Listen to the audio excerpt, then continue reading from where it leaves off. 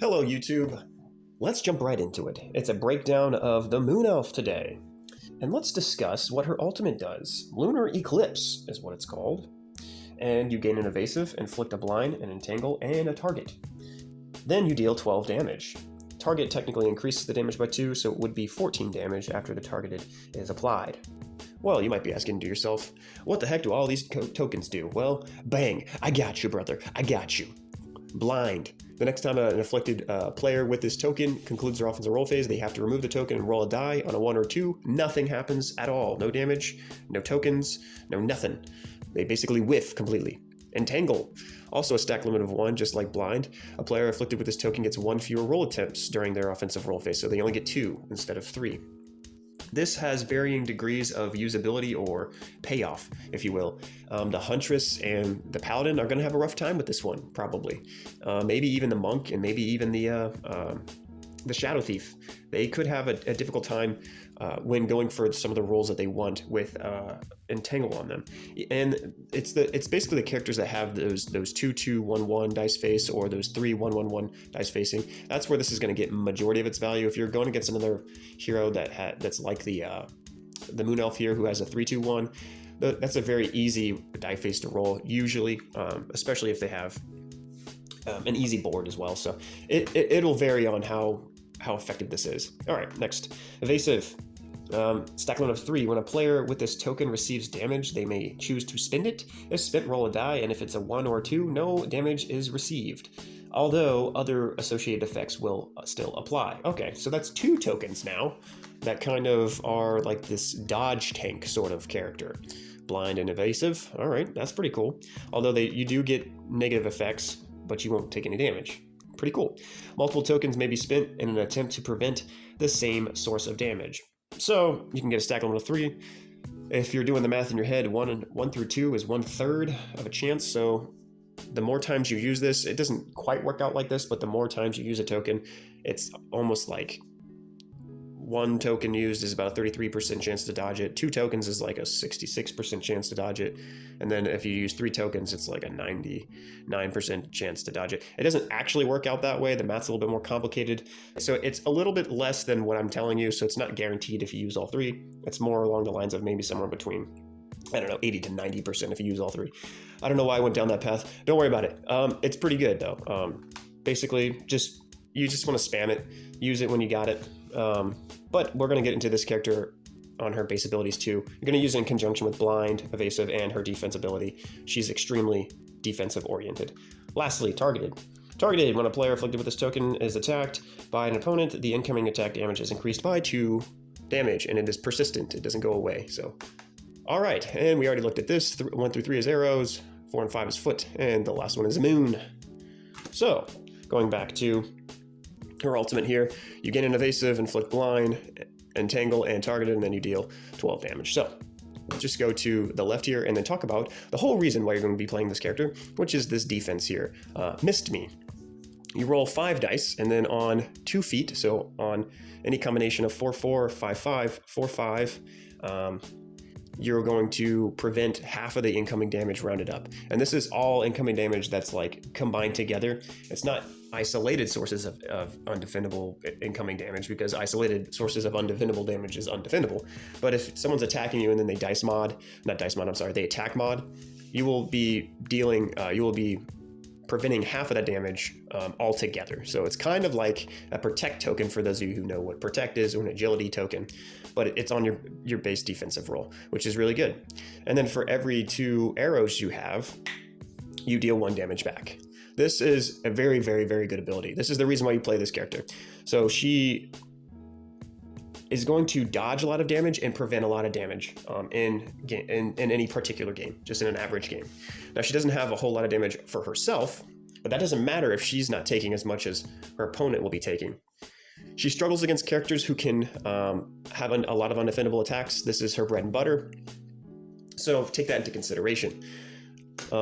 Here is the upgrade. It's 3 CP, pretty expensive, and all it does is change the damage that you can deal back. The payoff for this is very low, I think, in my honest opinion. I don't think this is something you can be spending 3 CP on. This character doesn't have any sort of economy to generate CP. So typically, I sell this card. Now, if you get it early enough, like turn 1, and you know someone is not going to use any undefendable attacks on you, sure, go for it.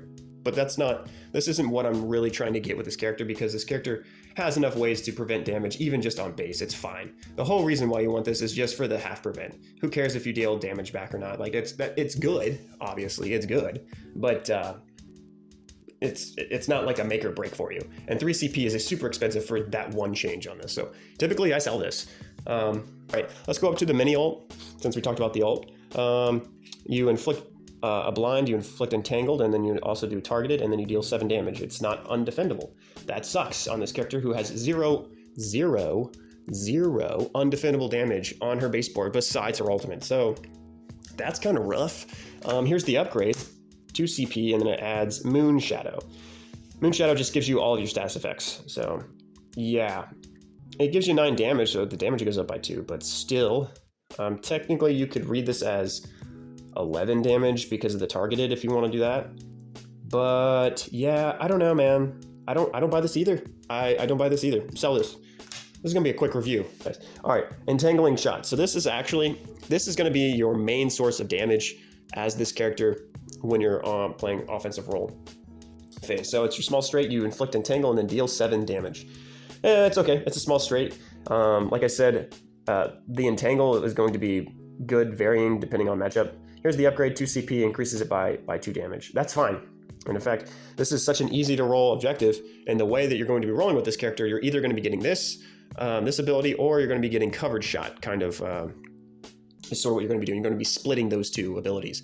So this is one that we probably are going to upgrade, especially if we get it early, the first 1 to 2 turns of the game. We need that extra damage. So this is an important ability to upgrade if we have it. Yeah, it's worth it for sure. Then the large straight, inflict a blind, gain an evasive, and then deal 8 defendable damage. So this one's kind of interesting because you're gaining both different tokens here that will almost guarantee that you're going to not take any damage this next turn. So this is a good ability on base. It's very, very strong if you can roll it. Here's the upgrade. Increases the damage by 2. It costs 2 CP, and then it also gives you Lunar Blessing. Now, this is quite strong. This ability here, don't sleep on this ability. For a couple different reasons. One, it gives you another roll ability for your feat symbols, and it gives you a roll for only a single 6 symbol. There's not a whole lot of those in the Moon Elf's baseboard. So, and it giving you 3 evasives and inflicting entangle is almost a guarantee that you're not going to take damage again on your opponent's turn. So, depending on the matchup and depending how early you get this card, it could be worth it. It could be worth it. Let's get off this card. All right, so that's this whole side. Now, keep an eye here. Remember, this is 7 damage and inflict entangle guaranteed, right? All right, so let's go over here to the right side of the board, and let's start at the basic.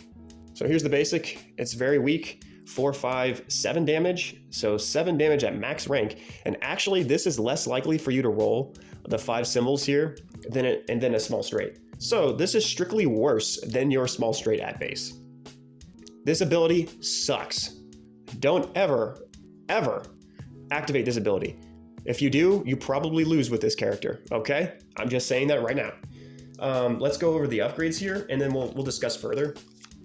She actually has 2 for this ability, oddly enough. It doesn't even change the 3 of a kind on your first upgrade, and it's 2 CP.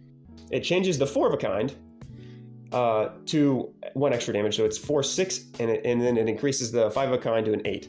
Okay, so now we are above the small straight, but we're not even inflicting entangle guaranteed. You have to have 4 of a kind to inflict entangle on this. Why would we ever buy this upgrade? We don't. That's the answer. Here's the second one. Increases the damage to 5, 7, 9, and then on 3 of a kind, you inflict entangle. This same situation. So let's compare this to our upgrade to Entangling Shot. I want you all just to look at this and let it sink in right now. Okay, this is actually harder to roll all 5 symbols than just to get a small straight. Then, on top of that, you have to get 3 of a kind to even inflict entangle, where this one just gives it to you. And this is 3 CP compared to just 2 CP. Do we ever play these? No. Do we ever roll for this? No. Sell this card. It's probably, these two cards are worthless. It's the easiest sell card ever in the game, in my opinion. Okay. I'm off of that, my high horse there. Okay, let's talk about Demising Shot. So when you roll, in your opening roll, if you see 3 moons or 2 moons, depending on what you want to do here. So she has a 3 moon ability, right? You might want to just go for this instead. If it's one of the earlier turns in the game, you need targeted on this character. So like I said, in general strategy for Dice Throne, there's a couple things you need to consider with each of your characters. You need to consider matchup. You need to consider your CP generation or economy. And then you need to consider, what does your character do well? And what's the best course of action in this game? So should I lean into her strengths, or should I play more compensatory to try to counter my opponent in the matchup? Typically, defensive characters like the Moon Elf need to compensate for where they're lacking, because the more defensive they are, usually the less damage they do. And the whole point of this game is to deal more damage, not to prevent damage. You can prolong games, but you can't end games. Does that make sense? So this is the most important thing on your base board right here, this ability right here. So if you ever see 2 or 3 moons on your opening roll, you're typically going to be going for this. I don't care how enticing this looks. This is fine and all. Yeah, that's great. You're going to want to do this. Typically. Especially if you're going against a character who doesn't have a whole lot of removal. If you don't think that they're going to be able to get rid of this targeted very easily at all, you definitely need to be going for this ability. Now, let's say you are going against someone who has a lot of removal, then yeah, Exploding Arrow is probably your choice. That's your matchup dependent thing there, right? But this is your main ability. So, as you see, it's 2 6s and 3 arrows, right? So two moons and 3 arrows. Technically, you can read this as deal 6 damage, and then 2 extra damage per turn, subsequent turn, if you can get this to stick and stay. This is very important. All right, here is her upgrade, 2 CP, increases the damage by 2, and then gives you a secondary ability to inflict targeted. And it gives you Entangle at the same time. So these entangled effects, they throw it on every ability of this character. It's just great. I guess it's just to like frustrate your opponents, but it's fine, whatever. The main thing is the targeted. This is something you probably do want to consider upgrading if you draw, the first 1 to 3 turns. Maybe 3. Yeah, 3, because you're going to be prolonging the game. This character's you're going to be probably playing 8+ turns with this character just because of how much damage she can mitigate. So yeah, I would say if you get it in turn 1, 2, or 3, this is a consideration, because this isn't necessarily an easy die roll combination. It's not easy to get this. This, however, is much easier, and we're really just trying to inflict the target. Right? We're just trying to get targeted on there, because whether they attack us with undefendable or defendable damage, we're going to be mitigating or dodging it. We have blind, we have evasive, and then we have an OP defensive roll ability. This character is the best defensive character in the game, probably. I'm trying to think who else would be in that category. If you're strategic and optimize how you use evasive and when blind gets applied and stuff like this, you should almost never take full damage or big points of damage ever with this character. So you can take a turn off of damage to apply this target, is what I'm trying to say, if it's early enough in the game and you have high enough health totals for you to get the targeted benefit or value on later subsequent turns. So like I said, turn 1 through 3 is probably your guideline. Once you reach turn 4, that's about mid game, you need to be probably selling this, or you need to change your game plan. Something needs to happen in order for you probably to catch up at that point, because you're probably behind if you haven't inflicted targeted here. Or maybe you're doing just fine and they haven't been able to hit you with undefendable damage. Either way, this is a primary card that we're looking for, that we will usually upgrade 90% of the time. Always, whenever I say upgrade, you need to consider this too. Like, upgrading cards need to be activated at least twice, or at least once. You could even say, in order for you to get some value out of it. You don't want to be upgrading a card, upgrading an ability and then not using it. So a guideline is like once minimum, but twice to get back the value of playing the card. All right, I know that everything is out of focus, but whatever. Okay, so that's that ability. Let's talk about Exploding Arrow. 3 moons and one arrow. Kind of hard to roll, but it's nice because you have a 4, a 3 and a 2. So it kind of makes it sort of safe to chase ultimates with this character, sort of. Anyway, this is a good fallback roll if you get pushed off of your mini ult or your ult. It's not bad. You roll 5 dice, you deal 3 base damage, and then +1 per arrow, +1 per foot. And additionally, your opponent loses CP if you roll a for every moon you roll, which that's fine, I guess. But you inflict blind guaranteed. That's really good. So it's basically a bunch of damage and inflict blind. Every now and then you'll attack your opponent's CP, which is okay, I guess. I really don't understand that at all, but it's fine. Yeah, it's good. You'll take it if you roll it. Here's the upgrades. Oddly enough, this one has 2 upgrades. Why on earth? This character makes no sense. All right, 2 CP. All it does is increase the damage from the foots to 2. Yeah, you can get a lot of damage off with this if you do get it. And then here's the other one, 3 CP, and all it does is add entangle. Yeah. No, I'm never playing this, almost ever. Yeah, I guess this could be worth it in some matchups where you need to be pushing for a lot of damage and you need to be just rolling for like your ult and stuff like that. That's fine if that's your strategy in that game. But typically, yeah, I'm selling these. They're too expensive for this character. She doesn't have any CP generation. All right, covered shot. This is a bit of a bait, guys. The only time you're going to be pushing for this ability, in my opinion, is if you're going to get someone who you know has undefendable damage consistently. Even then, you need to evaluate how good is their defense when you're hitting them. You might be able to outrace them just by hitting their defense and hitting them for harder. Some of these characters that do undefendable damage only deal like, I don't know, anywhere between 2 and 4 undefendable damage. It's kind of weak, you know? And if you're hitting them for 7+ defendable damage, and they can only block 1 or 2, you're winning that exchange. So this is good if you can roll it, but it's a bit deceiving on how easy this is to roll. And then if you look at it from the rest of the board, the rest of her board, nothing else has feet in her board symbol. So if you go for this ability and you don't make it, you don't get anything. This character whiffs completely if you go for this and don't get it. So here's the upgrade. 2 CP increases the damage by 2 and then gives you a backup roll. And actually, this is another card you need to consider probably playing in most games, even if you're valuing evasive a lot or not, just because it's the only undefendable option you have, and it also gives you a backup roll if you whiff. Okay? So this is a valuable card. Play it if you get it turns 1 through 3, and it can change your game plan up with this character. Otherwise, if you don't get this card in the first 3 turns, I'm going to show you how to play this character properly, in my opinion, right now. All right, so we're going to get into roll strategies. Let's go ahead and zoom out just a smidge. Right there. That's the best I can do, guys. I'm sorry. I know the aspect ratio is all weird, and I have to do like a vertical wonky thing. That's just my camera setup. So let's take into consideration all the things I've told you. All right, so first off, this ability sucks, never roll this. Basically, you just need to be going for this because it's the exact same thing, but better, all right? And what you want to do is split these 2 abilities. So you want to be trying to go for a covered shot at the same time as going for entangling shot. So you want to split those 2 abilities. How do you do that? Well, this is how you do it. You got 5, you got 4, right? 5 and 4. And then you got 3, and you got 2 and 6, right? So obviously this is a large straight, but we're like this.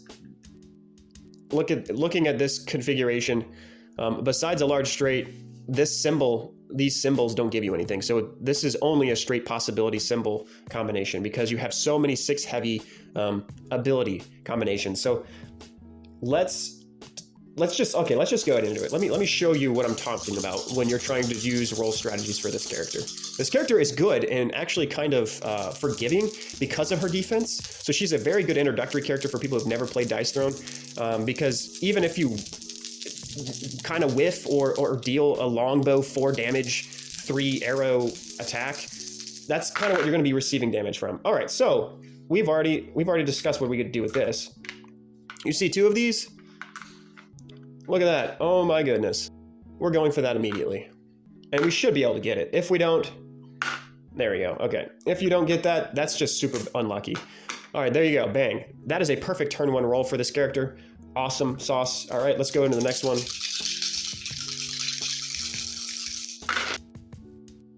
Oh, awesome sauce. We rolled right into it. All right, so because we aren't close to straight, we can just go ahead and go for covered shot here.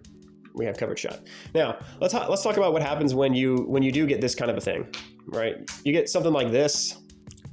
Either you get kind of this thing, or you get this kind of a thing where you're not close to a straight, but you're also kind of close to covered shot, but not really. You need to evaluate your options at this point. I know I said longbow sucks. If you have longbow upgraded, and the only reason why I would do that is if I can upgrade, if I don't draw any of my other upgrades in the beginning of the game, and I mean like any of them, then yeah, sure, you can lay down your longbow and then just use it as a fallback roll, because you might get into this situation more often than you think, right? If you have, so if that is a part of the game state where you only really have longbow as one of your upgrade cards, let's say you have longbow and your defense were the only two cards you had for upgrade cards in the first 2 turns, and you decide to play both of them, that's fine. So if you roll like this, you need to be going for your longbow roll, because you do already have 2 of a kind here, and then you can just go ahead and go for that 3 of a kind possibly. Hopefully that you'll get it, hopefully you get it. If you don't, all right, well then I'm dealing whatever this is, 7 damage and flat, whatever. That's fine. That's okay. Now let's go back to the situation at hand that we were in. If you don't have longbow upgraded and you run into this, Lord have mercy on your soul. You're hoping that you either have you're hoping that you have one of 2 things, because you didn't draw into your longbow upgrade. You're hoping you had either your large straight upgrade. Where is this thing? Okay. You're hoping you either have your large straight upgrade, or you're hoping you have your covered shot upgrade at this point. Like I said, this is situational when you actually use it, so you probably aren't going to have that. If you don't, and you do have this, then you go for this. Even if you don't have this upgraded and you're kind of in this situation, here's what you do. You pick them all up except for the 2 feet, and you roll. You're trying to get 1 more foot, and then hopefully, okay, here we go, bang. And then hopefully this actually turned out exactly what you're looking for, boom. Hopefully you can either get a small straight on that roll, or you just go ahead and complete covered shot. You actually loathe seeing double feet in your opening roll if they're the same number die. It is awful for this character. It is the most dangerous thing to possibly make you whiff. So you need to be practicing this. Get reps with this character. So like I said, if you see something like that, or if you even see something like this, I don't know, double 6, I don't flip it now. If you see double 6, what do we go for? We go for this, unless if we already have targeted applied, then we don't go for this. If you see something like this, then yeah, you pick these. It's just so risky, dude. It's so risky to go for covered shot here. If you have 2 rolls, I mean, might as well. It's a 50-50 chance on whether or not you're gonna get it. Oh my goodness, yeah, because you can see this is a prime example, dude, of showing you what could possibly happen. Seeing too many feet in your opening roll is very, very scary, especially if you don't have your straight as a fallback. So that is the one case scenario, and I will only say this, when you go for longbow. That is the only time. If you see a bunch of feet and you don't have the straight to fall back on, you go for longbow. Okay? And it sucks, but sometimes that's what you got to do. So last thing here, let's just do another roll. Just to show you kind of the dangers of this character. All right, actually, we have a small straight already. This is going to be what happens often the time. This is really good, especially if you have targeted already applied. Just go ahead and take it. We don't need covered shot. You don't need the evasive. This character's defensive. She can inflict blind, she can gain evasives, and her base defense are defense enough, You need to be pushing for damage. You need to be utilizing targeted when you have it applied. And you need to be always trying to apply targeted. Okay. I mean, I think I've kind of harped on it enough. There you go. Now you'll take it, because we got it, covered shot, bang. And even if we didn't have covered shot, we have 3, 4, 5. We're very close to getting a small straight anyway. And we could just re-roll these 2. Small straight. Look at that. Okay. So that's how you have to roll with this character. You are trying to split covered shot with your small straight most of the time.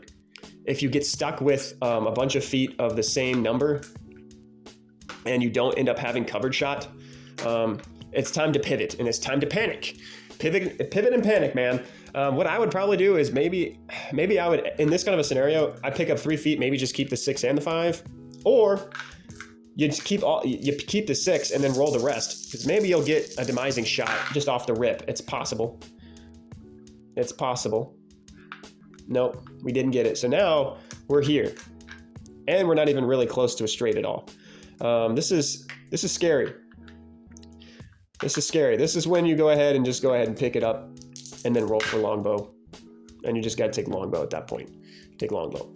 So, like I said, because of the lack of foot symbol abilities, these are highly important for upgrade cards. Because you don't have a lot of ways to apply targeted that are easy, this is a highly sought after upgrade. So if you're keeping track, these are your main upgrades. These 3 right here. This is the last one that I would consider just because you need that damage output. That's your small straight. So small straight, large straight for the backup roll, basically just because the foot symbol thing. Covered shot because of the whole, like I just showed you, the foot symbol thing. You whiff with this character a lot. Plus undefendable damage is very valuable on this character because she doesn't have a whole lot of it. And then this one as well, just because you need to be applying targeted early. But this is the first to sell, I would say. If you don't get this in the first 3 turns with this character, that's a sell card. You don't mess with it. Sell it. These, however, these 3 upgrades, you need to probably consider buying at almost any point in the game. Almost any point in the game. I would say maybe early to mid. You need to consider buying these, especially this one, because this is even valuable late in the game because you can cause whiffs with this ability. Same thing with this. I mean, the evasives can cause whiffs. This is just purely a damage option. So this one would be second sell priority. So you can sell this if you don't get it in the first 4 turns of the game. Go ahead and sell this. But these I would consider playing these at almost any point in the game. And that is how I would pilot the Moon Elf. That's pretty much it, y'all. Just be careful on the foot thing. You know, the foot symbol thing, dude. It's like you love seeing feet on defense, but you hate seeing feet on offense. You know what I'm saying? This character is such an enigma. So let me know what I got right and what I got wrong. Leave a like, comment, and subscribe, y'all. Thanks for watching, and peace out.